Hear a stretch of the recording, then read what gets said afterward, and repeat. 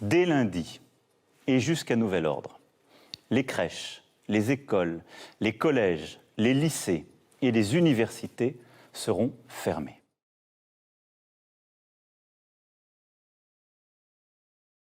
Le temps s'est arrêté en mars dernier. Depuis, presque un an s'est écoulé. Je n'arrive pas à savoir si cette année a semblé une éternité ou un instant.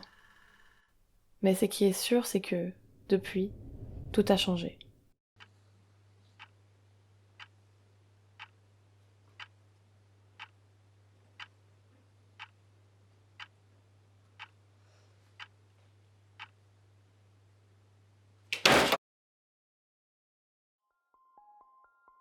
Le Covid m'a volé mon rite de passage.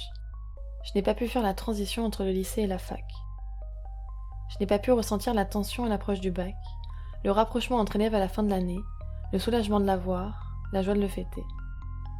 Je n'ai pas pu dire au revoir correctement au lycée, à une étape de ma vie si importante, au premier chapitre de mon existence. Tout s'est arrêté en un instant, sans crier gare. J'ai fait mon dernier jour de lycée sans le savoir. Un jour banal, qui ne semblait n'être qu'un parmi tant d'autres, s'avérait être la fin de toute une époque sans même que je le soupçonne. Ce jour-là, quand je suis rentrée chez moi, j'ai posé mes affaires de cours dans un coin, avec mon trieur encore bourré de notes à ranger, mon agenda gribouillé de travail à faire, de chapitres à réviser. Je pensais les reprendre le lendemain, pour un autre jour de cours, dans une continuation logique de vie normale de lycéenne. Mais, jamais plus je n'ai eu besoin de mes affaires. Je sais que tout peut changer du jour au lendemain, que chaque moment peut être le dernier, mais même avec la meilleure préparation du monde, le jour où ça arrive, on est bouleversé. Si à l'époque, on m'avait dit « Hey, en fait, c'est ton dernier jour de lycée et c'est la dernière fois que tu poses tes affaires de cours », évidemment que je n'y aurais pas cru.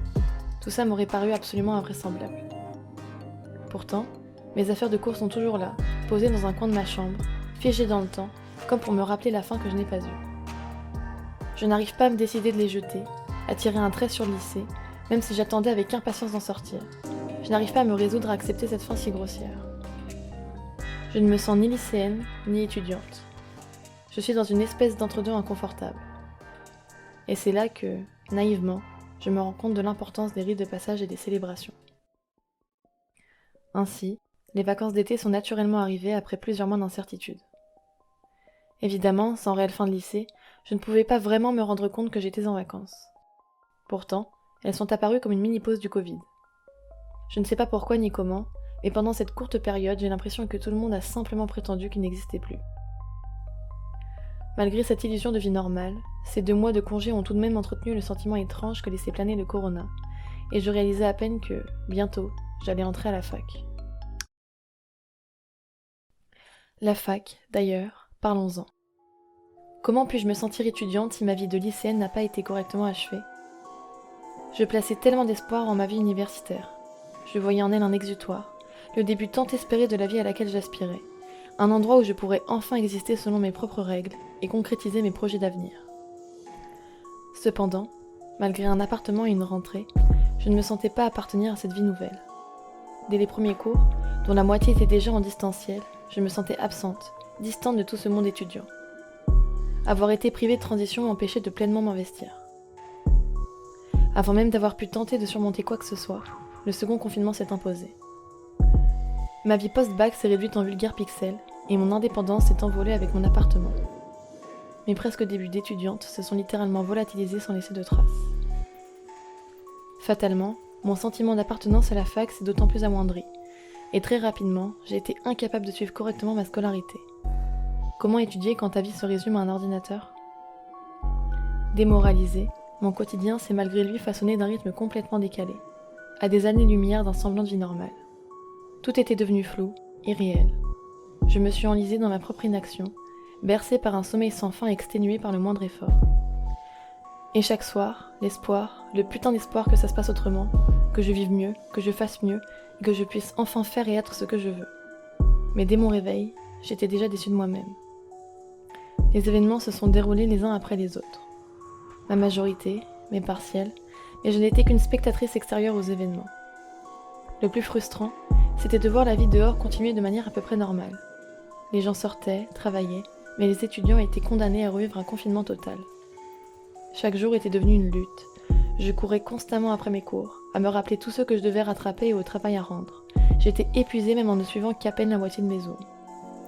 J'étais condamnée à être confrontée à moi-même, le sens se perdait avec mes propres pensées, incapable de différencier les journées qui défilaient. Surtout, tous les espoirs que j'avais placés en la fac, cette promesse de vie meilleure s'est brisée en éclats.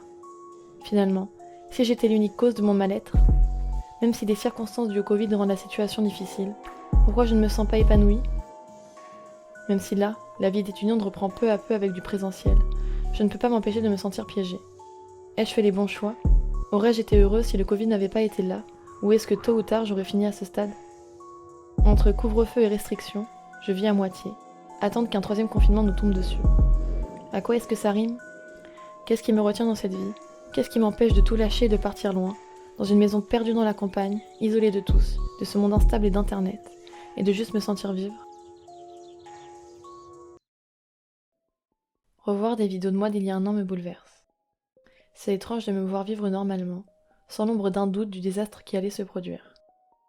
La date fatidique approchait et pourtant, naïve, je ne savais pas que j'allais bientôt faire mon dernier jour de lycée, que j'allais poser mes affaires de cours pour la dernière fois. Et surtout, que je ne pourrais pas commencer la fac comme je l'avais tant espéré. Cette vie incertaine me tiraille. Dois-je attendre la fin du Covid pour exister vraiment ? S'il se termine, aurai-je tout de même accès à l'épanouissement ? Ou depuis toujours me suis-je bercée d'illusions ? Va-t-il se terminer un jour ? Si oui, dans combien de temps ? 3 mois ? 6 mois ? 1 an ? 3 ans ? Ai-je le droit de me réconforter en me disant que je ne suis comme ça qu'à cause du Covid ? Ou suis-je l'unique problème ? Et même si c'est le Covid, s'il ne se termine jamais vraiment, dois-je m'habituer à vivre ainsi ? Ce monde en suspens est-il éternel ? Je sais que je n'aurai pas de réponse.